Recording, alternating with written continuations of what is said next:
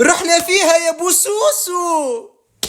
الكاف يتوعد الأهلي بعقوبات قاسية قاسية بعد أحداث قمة الجيش الملكي.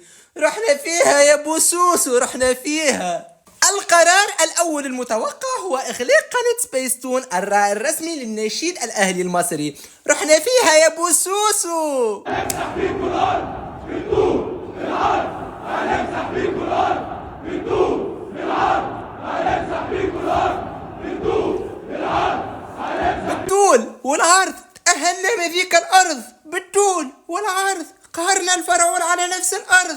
العب يا الأهلي العب، العب يا الأهلي العب والحكم معاك. العب يا الأهلي العب، العب يا الأهلي العب والكاف معاك. العقاب الثاني المتوقع، الكاف سيفرض هذا اللوجو الجديد على نادي الأهلي المصري، وبهذا نرحب معا بنادي أهلي القوارير.